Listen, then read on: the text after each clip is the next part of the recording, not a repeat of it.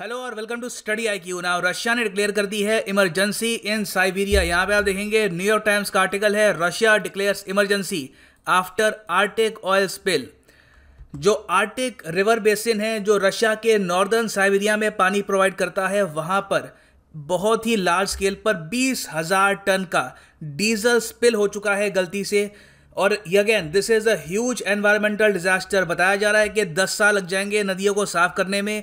Billions का loss हुआ है रशिया को। यहाँ पे मैं बात कर रहा हूँ अंबारनाया रिवर की इन नोरिल्स्क। अब ये जो पूरा रीजन है, इसको पहले मैं आपको बड़े मैप पर समझाता हूँ कहाँ पर है, फिर मैं आपको छोटे मैप में इसकी जो प्रॉपर लोकेशन है ये बताऊँगा।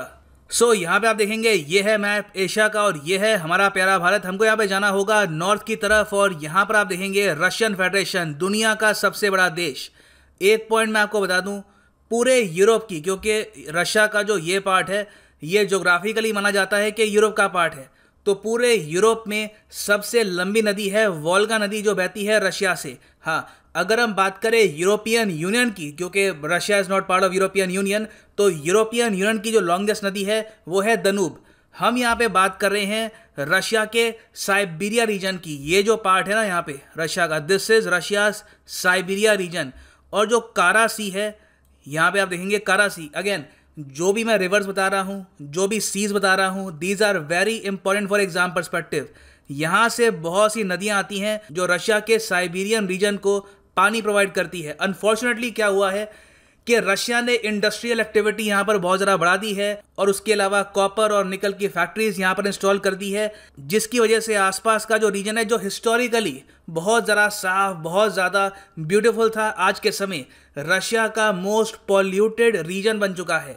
सो अब आप समझ सकते हैं कि जो अंबरनाया नदी है ये कहाँ पर है। यहाँ पर आप देखेंगे दिस इज कारा सी और यहाँ पे है नोरिल्स्क और ये है अंबरनाया रिवर। अब ये जो रिवर है टोटल 60 किलोमीटर की रिवर है और ज़्यादातर रिवर इस वक्त लाल हो चुकी है। यहाँ पे आप देखेंगे ये डीजल है।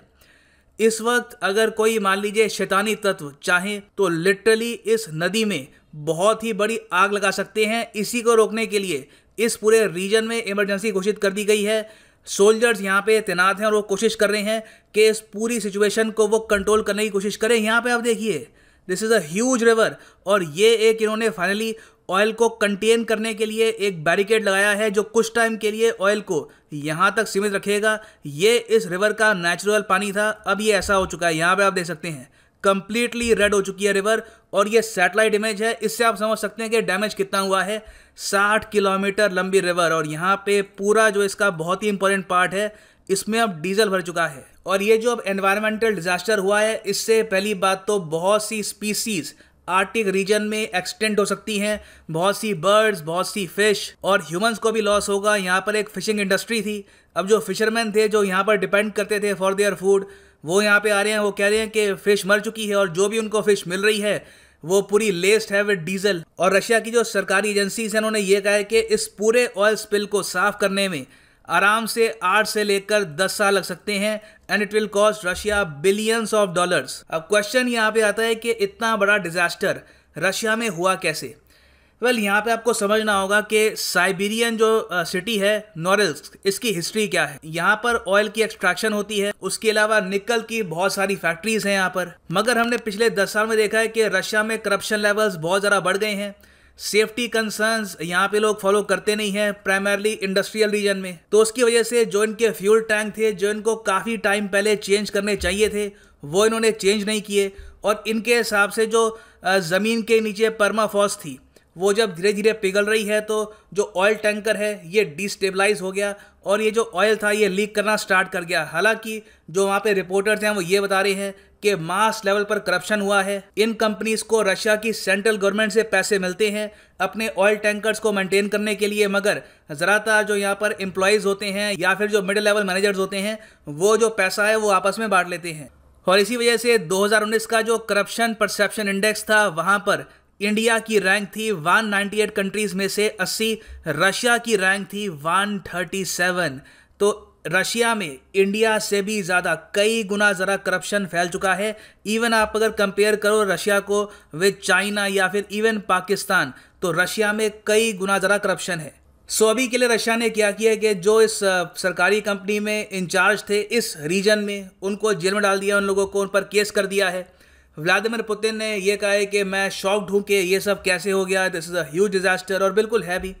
मगर रशिया को यहाँ पे सोचना होगा कि किस तरीके से उनका एक बहुत ही सुंदर शहर नोरिल्स्क पिछले 1 से लेकर 2 दशकों में दुनिया के सबसे पॉल्यूटेड शहरों में से एक बन चुका है बिकॉज ऑफ इंडस्ट्रियल पॉल्यूशन। और लगातार यहाँ पर ऑयल स्पिल हो रहे हैं। 2016 में भी एक ऑयल स्पिल हुआ था, हालांकि वो काफ़ी छोटे स्केल का हुआ है। जो अब हुआ है, this is huge, this is all together on a different level. मगर जो 2016 का ऑयल स्पिल था, उससे ही नोरिल्स्क को ये इमेज बन गई थी कि ये वो शहर है जहां पर नदियां लाल रहती है, खून से नहीं, because of pollution, primarily diesel contamination. यहाँ पे आप देखेंगे द गार्डियन का आर्टिकल है from 2016, where the rivers run red, can Norilsk Russia's most polluted city come clean. और बिल्कुल इसका आंसर है नहीं, ये उल्टा और भी ज़्यादा पॉल्यूटेड हो चुकी है। और प्राइमरली अगर हम बात करें सल्फर डाइऑक्साइड की, तो माना जाता है कि दुनिया में सबसे ज़्यादा पॉल्यूटेड सिटी है ये नोरिल्स्क, क्योंकि यहाँ पर इंडस्ट्रियल सेफ्टी स्टैंडर्ड्स को ये फॉलो करते नहीं हैं,